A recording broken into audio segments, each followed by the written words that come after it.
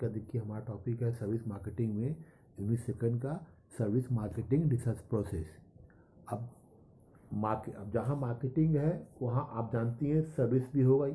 तो service marketing का जो मीनिंग है, कॉन्सेप्ट है, ये आपको बिल्कुल क्लियर है।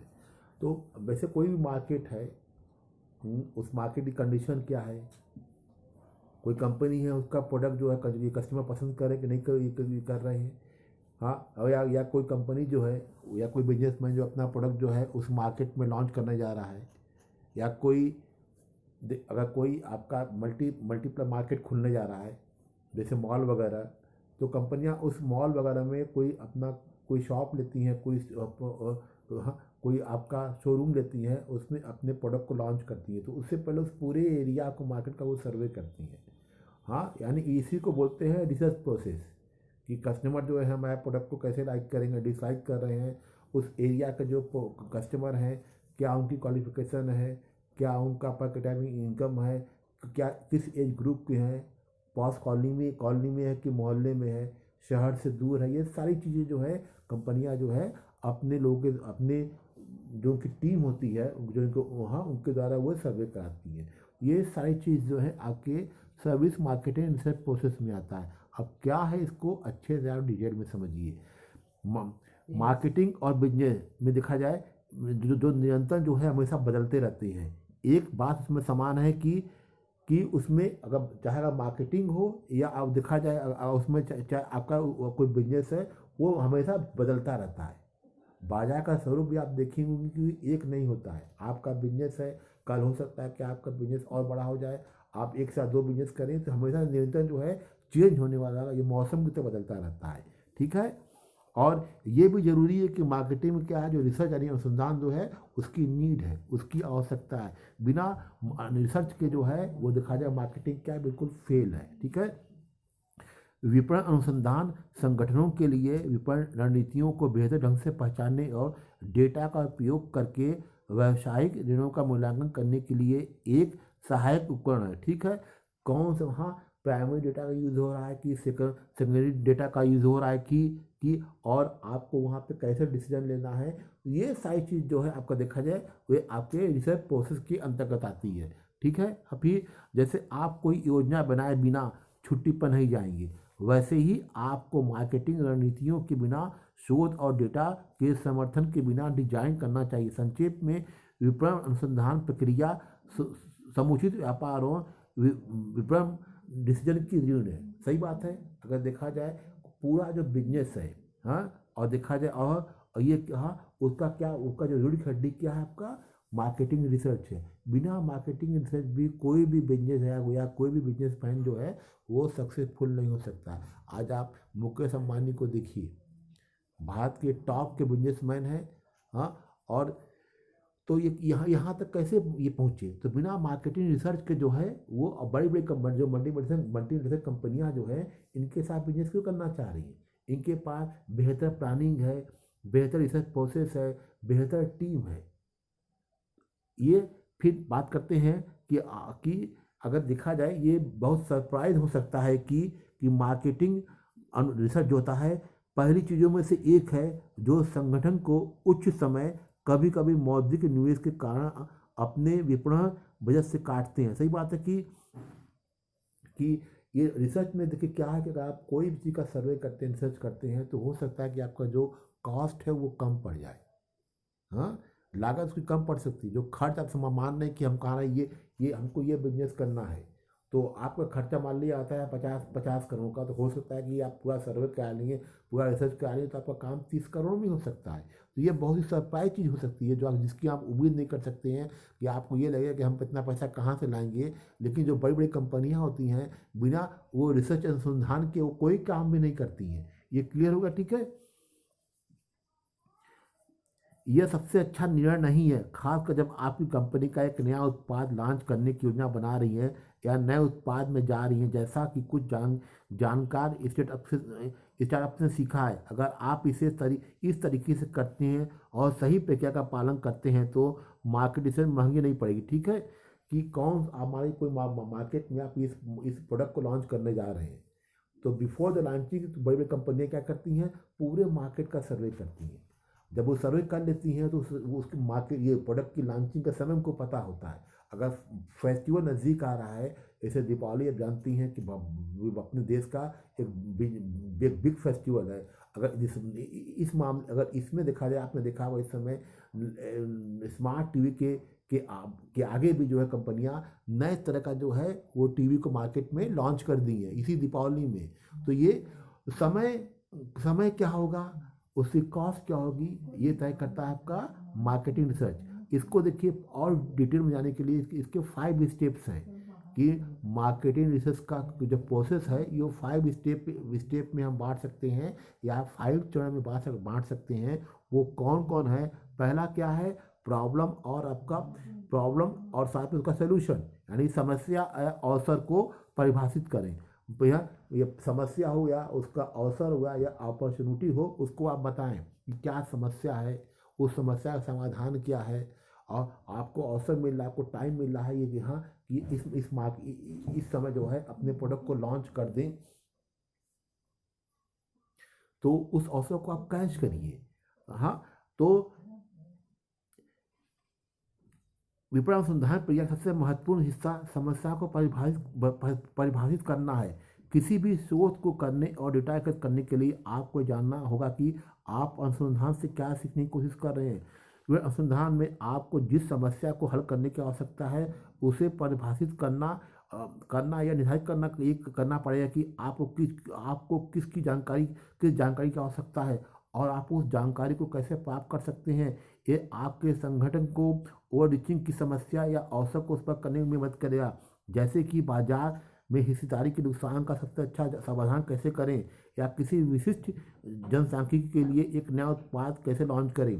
बिल्कुल सही कह रहे हैं कि समस्या मान लो उत्पन्न हो रही है, क्रिएट हो रही है कि ठीक है कि कोई आप देख रहे हैं, कोई पास मार्केट, जैसे बात करते हैं बनास की बात करते हैं, जैसे आप देखिए कि सिगरा ले लीजिए या आप गदौलिया ले लीजिए या लंका ले लीजिए, इस समय ये देखा जाए ये बहुत सी पास मार्केट है।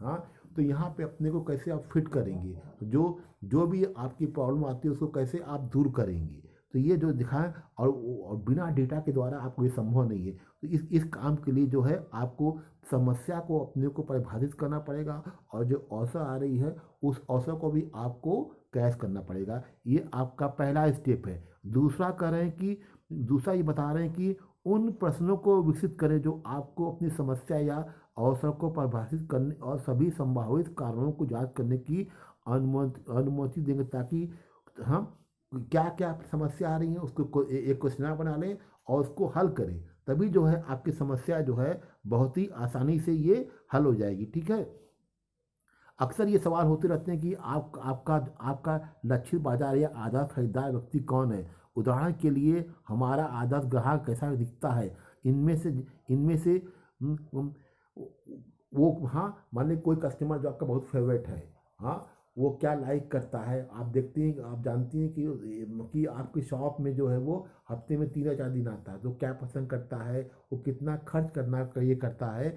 ये सारी चीज़ें जो हैं जो आपको बड़े आराम से जो है उस समस्या के समाधान में आपको मिल जाएगा। फिर बात नेक्स्ट हम बात करते हैं कि अपने मार्केटिंग अनुसंधान की योजना का विकास करना। जब आप समस्या के सभी संभावित कारणों की जांच कर लेते हैं, उन सभी प्रश्नों का उपयोग करते हैं जिन्हें आप हल करने की कोशिश कर रहे हैं, तो यह योजना बनाने का समय है। आपकी शोध योजना बनाने के लिए भारी पड़ सकती है क्योंकि इसमें कोई तरीका भी शामिल हो सकता है।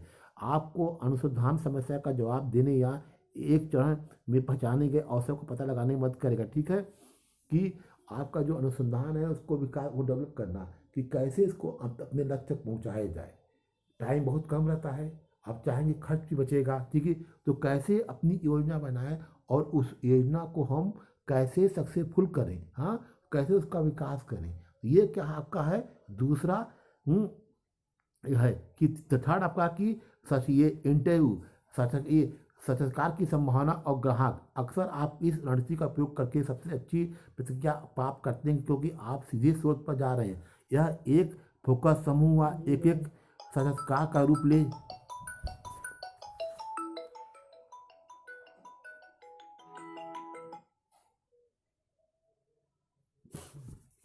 कट जाएगा उतना।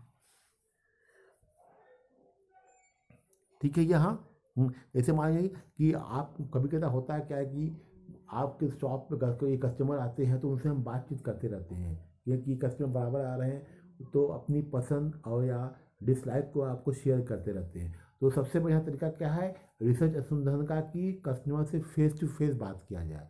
और बहुत से कस्टमर चाहते भी हैं कि उसका जो ओनर है, जो मैनेजर है, उससे बात करें वहाँ, क्योंकि अब बड़े बड़े शॉप में आप जाइए, जो बड़े बड़े आप मॉल वगैरह में जाइए, हाँ, तो वहाँ पे तमाम तरह के, देखिए कभी कस्टमर को काफ़ी दिक्कत है। जो नए कस्टमर होते हैं उनको कि पहले आपको किसी भी मॉल में आप एंट्री कर रहे हैं और किसी भी शॉप में आप एंट्री किए तो आप देख रहे हैं कि काफ़ी बिग साइज का वो है, उनके पूरा शॉप है उनका। हाँ, तो किससे हमको बात करनी है, हम कहाँ पे हमारा जो है हम ढंग का हमको प्रोडक्ट मिलेगा। तो ये समस्या जो हो सकता है कि फेस टू फेस बात करने में ये संभव हो सकता है। ठीक है। फिर नेक्स्ट हमारा आता है कि हाँ, ये आपका है। ठीक है।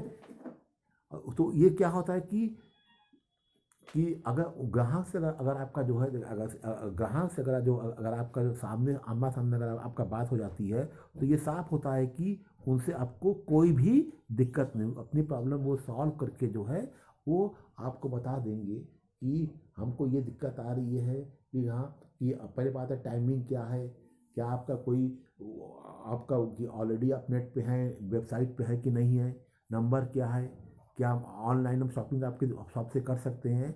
तो ये ग्राहक जो अपनी प्रॉब्लम जो है फेस टू फेस बात करने में ही लगा सकते हैं। ठीक है।